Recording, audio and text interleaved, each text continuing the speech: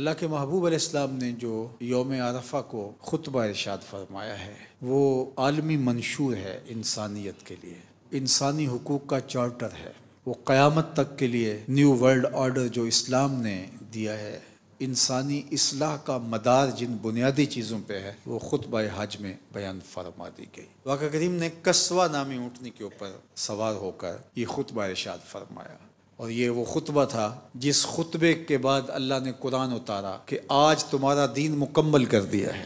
حتمی فائنل آخری باتیں حضور نے ارشاد فرما دی، اپنی امت کو پورا منشور دے دیا قیامت تک۔ اور پھر آقا کریم علیہ السلام نے لوگوں کو اللہ کی حمد بیان کرنے کے بعد تلقین کرتے ہوئے ارشاد فرما اتقوا اللہ ربکم، لوگوں اپنے رب سے ڈرو، وصلوا خمسکم، اور 5 نمازیں پابندی کے ساتھ پڑھتے رہو، وصوموا شہرکم، اور پورے مہینے کے روزے رکھو رمضان المبارک کے، ادوا زکوٰۃ اموالکم، اور اپنے اموال کی زکوٰۃ ادا کرتے رہو، اور جو تمہارے اوپر مقرر کر دیا گیا اس کی اطاعت کرو، اپنے امیر کی اطاعت کرو، اور فرمایا کہ تم اپنے رب کی جنت میں داخل ہو جاؤ گے۔ سب سے پہلے جو بات ارشاد فرمائی وہ اللہ سے ڈرنے کا حکم دیا۔ جب اللہ سے ڈر ہمارے رگ و ریشہ میں محو نفوذ ہو تو پھر امانت کے اندر خیانت نہیں کر پائیں گے، ہم کسی کا غلط نہیں سوچیں گے، ہم ملاوٹ نہیں کریں گے، ہم دھوکہ نہیں کریں گے، کسی کی جائیداد یا زمین نہیں ہتھیائیں گے، ہم ملک کے راز نہیں بیچیں گے، ہم لوگوں کو نقصان پہنچانے کے درپے نہیں ہوں گے،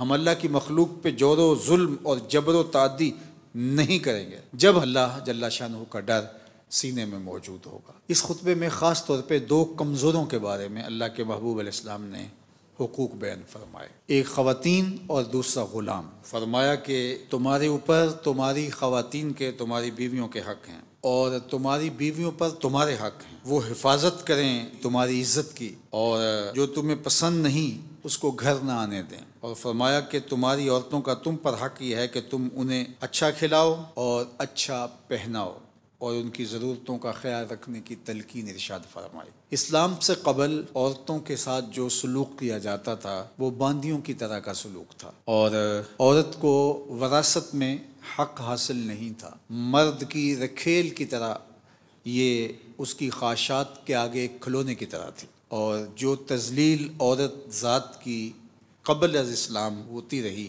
جب کسی کے ہاں بیٹی پیدا ہو جاتی تو اس کو زندہ درگور کر دیا جاتا۔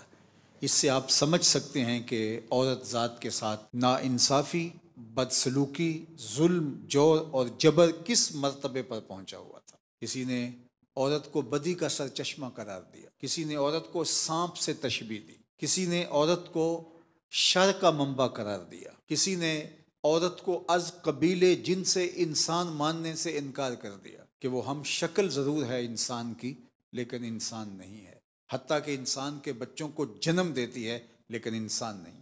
اور کیسی معاشرتیں تھیں اس فلسفے کو قبول بھی کرتی ہیں، وہ کہتے ہیں انسان ہے ہی نہیں، انسانوں کی ہم شکل ہے لیکن انسان کی خدمت کے لیے، ضرورت کے لیے تخلیق کی گئی کوئی اور مخلوق ہے، انسان نہیں ہے۔ لاکھوں اور کروڑوں درود مصطفیٰ جان رحمت پہ۔ جب دنیا یہ بول رہی تھی کہ عورت کے ہوتے ہوئے خدا کا قرب نہیں مل سکتا، مدینے سے آواز آتی ہے مجھے عائشہ کے بستر میں وہی اترتی ہے۔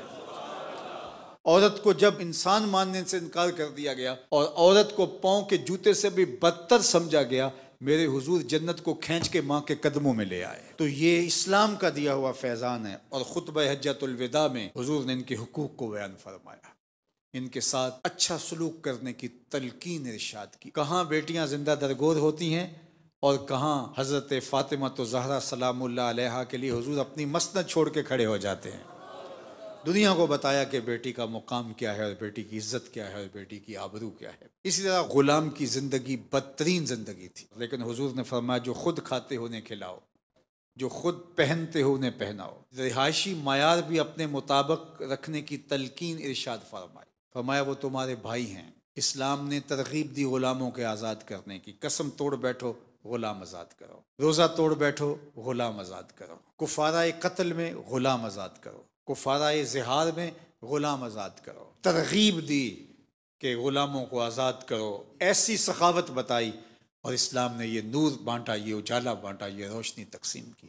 تو غلاموں کے حقوق کو بیان فرمایا۔ اس کے بعد کالے کو گورے پر، گورے کو کالے پر، غریب کو امیر پر، امیر کو غریب پر۔ جو لوگوں نے خود ساختہ فضل و شرف کے معیارات مقرر کر رکھے تھے، حضور نے انہیں پاؤں تلے رون دیا۔ میں کسی عربی کو اجمی پر، کسی اجمی کو عربی پر، کسی گورے کو کالے پر اور کالے کو گورے پر کوئی فضیلت حاصل نہیں ہے۔ تم میں سے افضل اشرف وہی ہے جو متقی ہے اور پرہیزگار ہے۔ اگر معاشرہ پرہیزگاری کی بنیاد پہ کسی کو شرف دیتا ہے تو معاشرے میں خیر کی قدریں نشو و نما پائیں گی، لیکن جب عہدوں کی بنیاد پر، سرمایہ کی بنیاد پر، خاندانی وجاہتوں کی بنیاد پر معاشرہ کسی کو اہمیت دیتا ہے تو پھر معاشرہ تفریق کا، تشدد کا، تکبر کا، رعونت کا، غرور کا شکار ہوتا ہے۔ اور آج غریب اور امیر کی تقسیم معاشرتوں کے اندر نشو و نما پا گئی، اور نتیجہ کیا کہ یہ معاشرہ سکون اور طمانینت کا معاشرہ نہ رہا، یہ معاشرہ جو ہے وہ وحشت ناک معاشرہ بن گیا۔